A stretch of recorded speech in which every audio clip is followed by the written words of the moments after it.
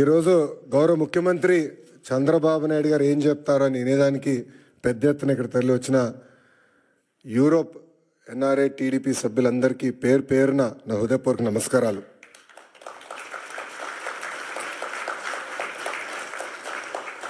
తెలుగు జాతి సత్తా ఏంటో ఢిల్లీకి వినిపించిన వ్యక్తి విశ్వవిఖ్యాత నరసార్వభౌమ స్వర్గీయ శ్రీ నందమూరి తారక రామారావు గారు. తెలుగు జాతి సత్తా ప్రపంచానికి వినిపించిన వ్యక్తి మన ప్రీతమ నాయకుడు చంద్రబాబు నాయుడు గారు. చంద్రబాబు నాయుడు గారు ముఖ్యమంత్రి అయినప్పుడు కరెక్ట్గా నేను 8th క్లాస్లో ఉండే. నాకు ఇప్పుడు కూడా ఆ 10 సంవత్సరాలు 94-95 నుంచి 2004 వరకు మనం ఒకసారి చూస్తే ఒక్క ఫోటో సమ్మప్ చేస్తుంది ఆయన పరిపాలన. న్యూయార్క్లో వర్షం పడుతున్న సమయంలో ఆయన చేతిలో ఒక ఫైల్ పెట్టుకుని, చంకులో ఫైల్ పెట్టుకుని బ్యాగ్ మోసుకుంటూ నడుస్తూ ఉంటారు ముఖ్యమంత్రిగా. ఆనాడు ఆయన విజన్ 2020 అంటే చాలామంది ఎగతాళి చేశారు. కానీ ఈరోజు తిరిగి వెళ్ళి హైదరాబాద్లో చూస్తే ఆయన చెప్పిన ప్రతి మాట ఈరోజు నిజమైంది.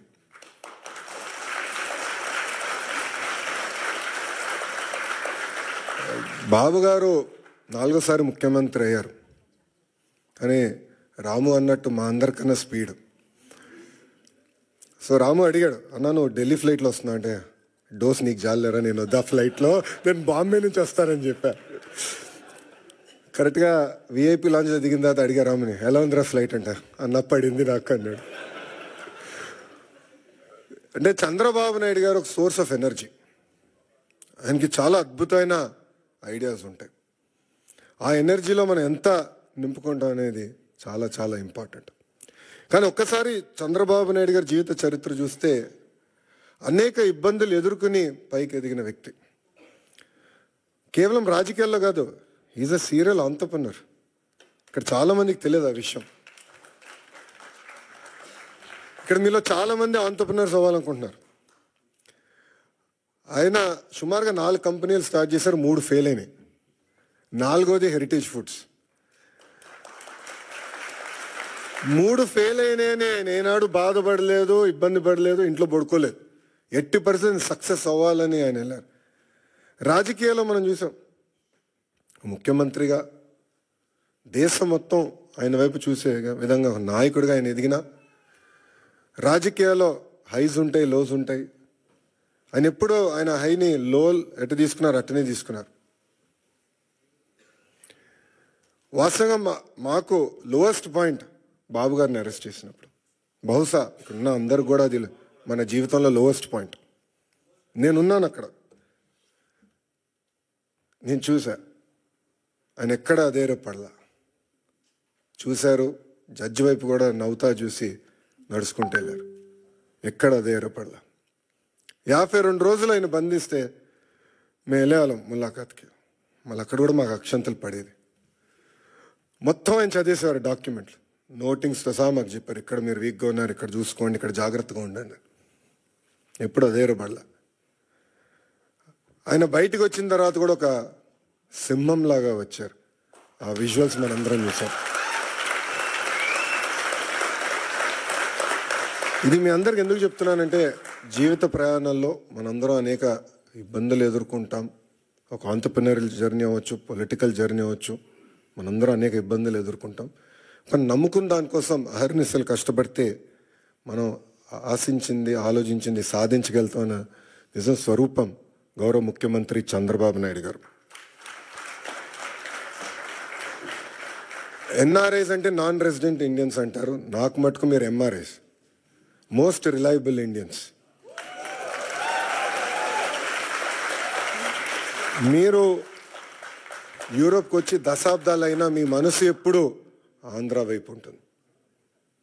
2019 నుంచి 24 వరకు రాష్ట్రం దారి తప్పిందే, మనం అనేక ఇబ్బందులు ఎదుర్కొంటున్నాం, మన పరువు పోతుందని చాలామంది నన్ను కలిశారు, నాతో మాట్లాడారు, నాకు వాట్సాప్లో మెసేజ్ పెట్టారు. వాళ్ళందరూ ఒకటి చెప్పా, కలిసికట్టుగా పోరాడితేనే ఆ సైకోని మనం తరిమి కొట్టచ్చని.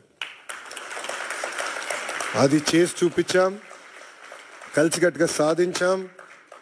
93% కాదు రాము, 94% సీట్లు మనం గెలిచాం, 1% తగ్గించాం.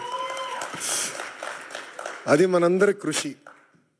ఆ 5 సంవత్సరాల్లో ఇక్కడున్న మీ అందరి సహకారంతో అనేక సంక్షేమ అభివృద్ధి కార్యక్రమాలు కూడా మనం చేశాం. అమరావతి ఉద్యమం కానివ్వండి, దాని తర్వాత ఇప్పుడు చూపించినట్లు యుక్రెయిన్లో తెలుగులు ఇరుక్కుంటే వాళ్ళని తిరిగి భారతదేశానికి తీసుకొచ్చి బాధ్యత తీసుకున్నాం. అంతేకాకుండా మన రాష్ట్రంలో ఉన్న తెలుగులకి ఎడ్యుకేషన్లో కానివ్వండి, హెల్త్ కేర్లో కానివ్వండి ఉద్యోగాలు ఉన్నాయి, మీరు ట్రైన్ చేయండి అని చెప్పి పార్టీ ఆఫీస్లో ఎంపవర్మెంట్ సెంటర్ ఏర్పాటు చేసి కార్యకర్తలు వాళ్ళ పిల్లలకి ట్రైనింగ్ ఇచ్చి ఇతర దేశాలు కూడా పంపించిన వ్యక్తులు మీరు. అందుకే నేను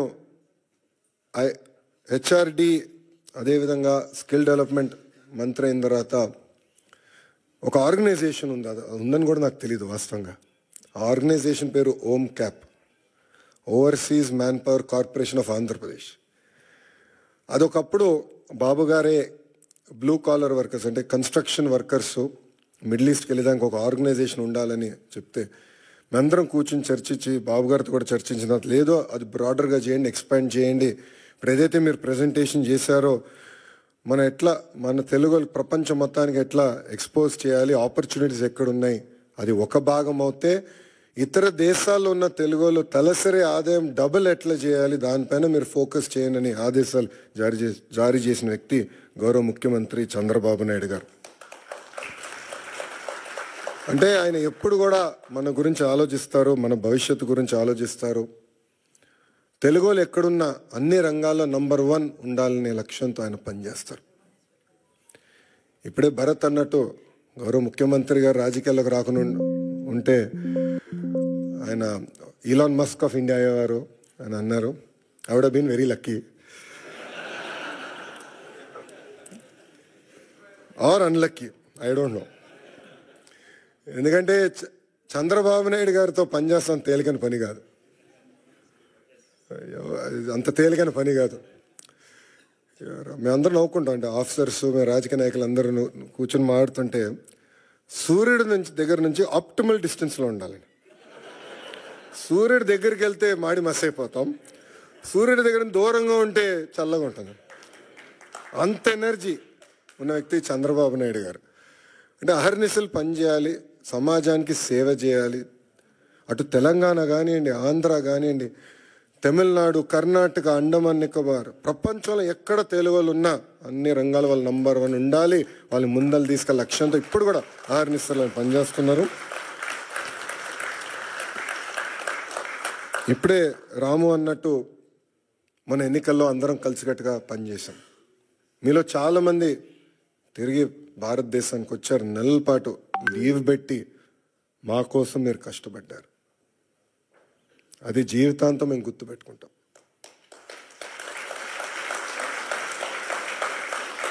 ఎందుకంటే మీరందరూ ఇక్కడ ప్రొఫెషనల్స్గా ఉన్నవారు, ఇలా ఆంటర్ప్రినర్స్ చాలా తక్కువ మంది ఉంటారు. సో ఒక 2 నెలలు 3 నెలలు ఆఫ్ తీసుకుని వస్తాం అనేది తేలికని పని కాదు, కానీ మీరు వచ్చారు. ఇప్పుడు అదే స్ఫూర్తి, అదే ఎనర్జీ రాష్ట్ర పునర్నిర్మాణం కోసం మనం పెట్టాల్సిన అవసరం ఉంది. అసలు పరిస్థితులు చాలా దారుణంగా ఉన్నాయి రాష్ట్రంలో. ఫైనాన్స్ సెక్రటరీ గారు ఇప్పుడే కరెక్ట్ టైం బయటకు వెళ్ళారు. ఆయన మన ఫీ రీయింబర్స్మెంట్ విషయంలో, ఫీ రీయింబర్స్మెంట్ మనం చెల్లించాలి, చాలా ఆలస్యం అయిందంటే అంటే ప్రయారిటీస్లో ఇది ఇంక ప్రయారిటీ ఉంది, చేయాలి, మనం కంపల్సరీ చెల్లించాలంటే చాలా కష్టపడాల్సి వచ్చింది. అంటే అప్పుల పాలైపోయాం, వడ్డీ కట్టలేకపోతున్నాం, జీతాలు సకాలంగా చెల్లించలేకపోతున్నాం, అనేక ఇబ్బందులు.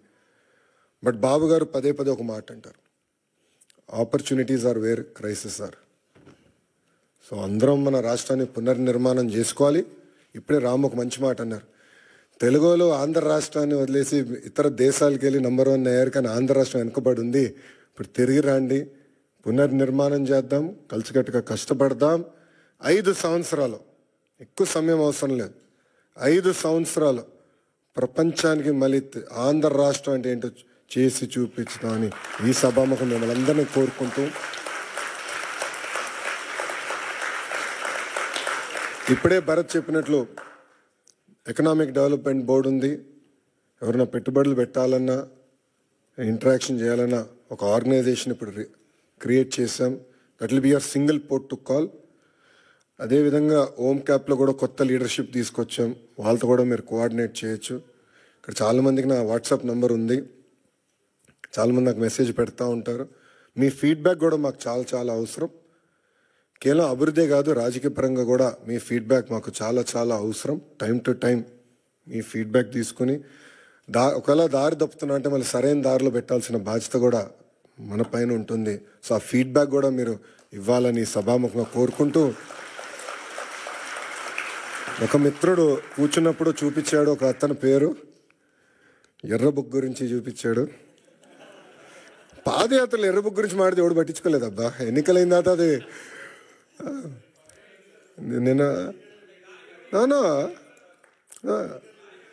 నేను దాంట్లో డౌట్ వద్దు. మీరు చూస్తే నేను పాదయాత్రలో చాలా స్పష్టంగా చెప్పాను, ఎవరైతే చట్టాన్ని ఉల్లంఘించి ప్రజల్ని కార్యకర్తల్ని ఇబ్బంది పెట్టారో వాళ్ళని వదిలేది లేదు అని చెప్పారు. ఒక్క నిమిషం ఆగండి, ఇంకా ఇప్పుడే కాదు. అది ఎందుకు చెప్పానంటే అండర్లైన్ ఉంది అక్కడ, చట్టాలు ఉల్లంఘించారు. నేను ఎస్టాబ్లిష్ చేయాలండి. ఇది కక్ష సాధింపు ప్రభుత్వం కాదు, కానీ నేను ఎస్టాబ్లిష్ చేసి యాక్షన్ తీసుకుంటాం. దాంట్లో ఎలాంటి సందేహం మీకు అవసరం లేదు. రిలాక్స్డ్గా ఉండండి, మీరు యాక్షన్ చూస్తారు. ఆల్రెడీ మొదలైంది, పూర్తి కూడా చేసే బాధ్యత మేము తీసుకుంటాం. చివరిగా ఇంకా నేను ఇప్పటికీ చాలా మాట్లాడా, గౌరవ ముఖ్యమంత్రి గారు మైక్ ఇవ్వాలి. చివరిగా మిమ్మల్ని అందరూ కోరేది, గౌరవ ముఖ్యమంత్రి గారు స్పీచ్ అయిన తర్వాత నా కోరిక మేరకు గౌరవ ముఖ్యమంత్రి గారు అందరితో ఫోటోలు దిగుతున్నారు. ఒక్క నిమిషం దయచేసి క్రమశిక్షణతో మళ్ళీ అందరూ చనిపోయిన పడితే మీకు తెలుసు, చాలా జాగ్రత్తగా ఉండాలి. అందరూ డ్యాస్ పైకి రండి, 1 by 1 నీట్గా ఫోటోలు దిగి మళ్ళీ భోజనం కలవచ్చు. ఇప్పటికీ బాగా ఆలస్యమైంది. ఈ మీటింగ్ అయిన తర్వాత మళ్ళీ గౌరవ ముఖ్యమంత్రి గారు డావోస్కి వెళ్ళాలి, ఇండియా పెవిలియన్ ఓపెనింగ్కి వెళ్ళాలి. సో మీ అందరి సహకారం ఉండాలని మిమ్మల్ని అందరినీ కోరుకుంటూ, నాకు ఈ అవకాశం ఇచ్చిన మన ఎన్ఆర్ఐ టీడీపీ సభ్యులందరికీ పేరు పేరున నా హృదయపూర్వక ధన్యవాదాలు తెలుపుకుంటూ మీ అందరి నుంచి సెలవు తీసుకుంటాను. జోహార్ అన్న ఎన్టీఆర్, జోహార్ అన్న ఎన్టీఆర్. చంద్రబాబు నాయుడు గారి నాయకత్వం, చంద్రబాబు నాయుడు గారి నాయకత్వం. జై హింద్, జై హింద్. Thank you.